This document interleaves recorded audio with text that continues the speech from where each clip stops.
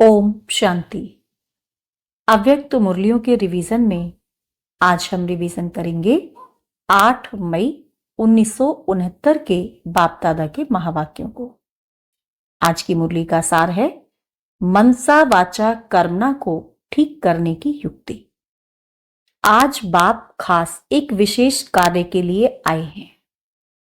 यहां जो भी सभी बैठे हैं वह सभी अपने को निश्चय बुद्धि समझते हैं। पूछ रहे हैं बाबा, जो सभी बैठे हैं सभा में, तो क्या सभी अपने को निश्चय बुद्धि समझकर बैठे हैं? सभी सोचते हैं कि हम निश्चय बुद्धि हैं, नंबरवार हैं, भले नंबरवार हैं, लेकिन निश्चय बुद्धि हैं। निश्चय बुद्धि का टाइटल दे सकते हैं। निश्चय में नंबर होते हैं, वो पुरुषार्थ में नंबर होते हैं। पूछ रहे हैं बाबा कि नंबर किस में है, निश्चय में कि पुरुषार्थ में? तो बाबा ने कहा निश्चय में कभी परसेंटेज नहीं होती है, ना ही निश्चय में नंबरवार होते हैं। पुरुषार्थ की स्टेज में नंबर हो सकते हैं, पुरुषार्थ की स्टेज में तो नंबर हो सकते हैं, लेकिन निश्चय में नंबर नहीं है। निश्चय या तो है या तो नहीं है। निश्चय बुद्धि में नंबर नहीं होते। वा तो निश्चय है, वा तो संशय है। या तो हम निश्चय बुद्धि हैं या तो संशय बुद्धि हैं। निश्चय में अगर जरा भी संशय है, चाहे मनसा में, चाहे वाचा में अथवा कर्मणा में, लेकिन मनसा का एक भी संकल्प संशय का है तो संशय बुद्धि कहेंगे। अगर एक संकल्प ही संशय का आया तो क्या कहेंगे? संशय बुद्धि ही कहेंगे। तो ऐसे निश्चय बुद्धि सभी हैं, माना कोई भी संकल्प संशय का आता तो नहीं है। निश्चय बुद्धि की परख कौन सी है? परखने की कोई मुख्य बात है? आपके सामने कोई नया आए, उनकी हिस्ट्री आदि आपने सुनी नहीं है, उनको कैसे परख सकेंगे? तो बाबा को सुनाया वाइब्रेशन आएगा। तो बाबा ने कहा कौन सा वाइब्रेशन आएगा, किससे परख होगी? अभी यह प्रैक्टिस करनी है, क्योंकि वर्तमान समय बहुत प्रजा बढ़ती रहेगी। तो प्रजा और नजदीक वालों को परखने के लिए बहुत प्रैक्टिस चाहिए। परखने की मुख्य बात यह है कि उनके नैनों से ऐसा महसूस होगा जैसे कोई निशाने तरफ किसका खास अटेंशन होता है। तो उनके नैन कैसे होते हैं? तीर लगाने वाले व निशाने लगाने वाले जो मिलिट्री के होते हैं, वो पूरा निशाना रखते हैं।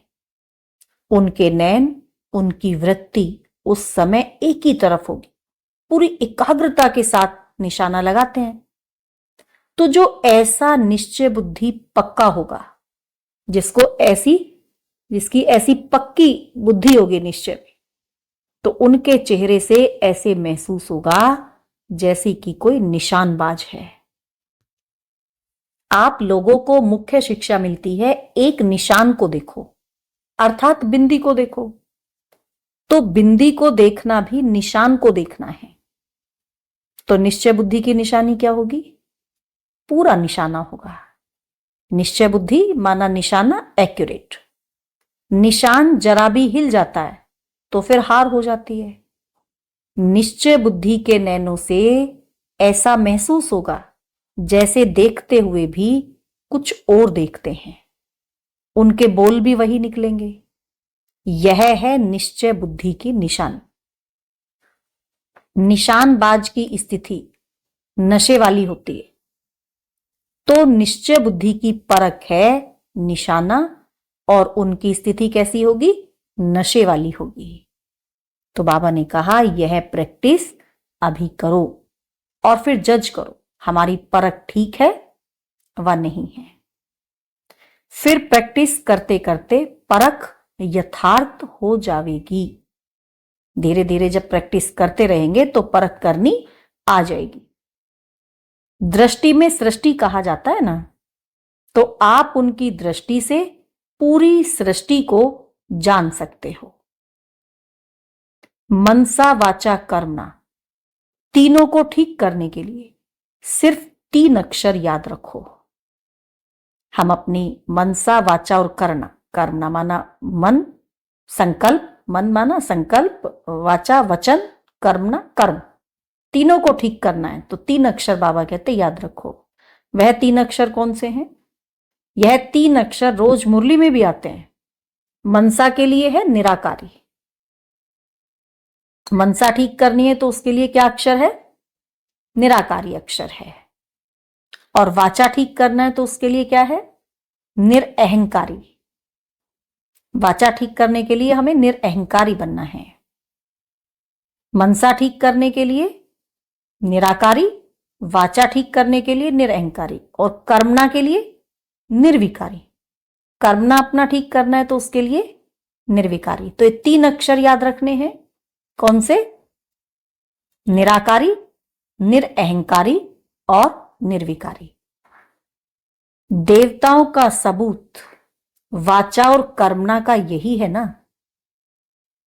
तो निराकारी, निरअहंकारी और निर्विकारी, यह 3 बातें अगर याद रखी तो मनसा वाचा कर्मणा तीनों ही बहुत अच्छे रहेंगे। अगर हम इन 3 बातों को याद रखेंगे तो हमारे मनसा वाचा कर्मणा तीनों ही अच्छे होंगे। और जितना निराकारी स्थिति में रहेंगे, जितना हम निराकारी स्थिति में रहेंगे, उतना ही निरअहंकारी और निर्विकारी भी रहेंगे। यह है मुख्य पुरुषार्थ। यह हमारा मुख्य पुरुषार्थ है। यह 3 बातें याद रखने से क्या बन जाएंगे? जब ये तीनों बातें हम याद रखेंगे। कौन सी 3 बातें? निराकारी, निरअहंकारी और निर्विकारी। जब ये 3 बातें हम याद रखेंगे तो क्या बन जाएंगे? त्रिकालदर्शी भी बन जाएंगे और भविष्य में विश्व के मालिक। अभी बनेंगे त्रिलोकीनाथ और त्रिकालदर्शी। त्रिलोकीनाथ का अर्थ तो समझा है। त्रिलोकीनाथ मतलब तीनों लोकों को जानने वाले। त्रिकालदर्शी तीनों कालों को जानने वाले। जो तीनों लोकों को जान के सिमरन करते हैं वह हैं त्रिलोकीनाथ। क्योंकि बाप के साथ आप सभी बच्चे भी हैं। बाप के साथ साथ आप सब बच्चे भी हो। तो क्या करना है? पहले बाबा ने क्या सुनाया? पहले बाबा ने सुनाया कि निश्चय बुद्धि बनना है। बाबा ने पूछा कि आप निश्चय बुद्धि हैं कि नहीं है। ये युक्ति बाबा बता रहे हैं मनसा वाचा कर्मणा को ठीक करने की। तो उसके लिए सबसे पहले क्या चाहिए हमें? निश्चय बुद्धि। और निश्चय या तो है या तो नहीं है। ऐसे नहीं कि थोड़ा निश्चय है थोड़ा संशय है। निश्चय या तो है या तो संशय है। फिर बाबा ने निशाने की बात कही। निशाना कहाँ लगाना? एक बिंदी पर निशाना लगाना है। जैसे निशानेबाज होते हैं, उनका निशाना एकदम क्लियर रहता है अपने टारगेट पर, अपने निशान पर। तो ऐसे ही हमारा निशाना क्लियर हो अपनी आत्मिक स्मृति पर। तो मनसा वाचा कर्मणा को ठीक करने के लिए 3 बातें बाबा ने बताई। मनसा के लिए निराकारी, वाचा के लिए निरअहंकारी और कर्मणा के लिए निर्विकारी। और बाबा ने यह भी कहा कि मनसा वाचा कर्मणा जब आपके ठीक हो जाएंगे तो मनसा वाचा कर्मणा ठीक होना माना निराकारी, निर्विकारी और निरअहंकारी। निराकारी, निरअहंकारी और निर्विकारी तीनों ही बातें जब हमारी एक्यूरेट हो जाएंगी तो विकार की कोई बदबू हमारे अंदर रहेगी नहीं। ये हमारा मुख्य पुरुषार्थ है। अच्छा, ओम शांति।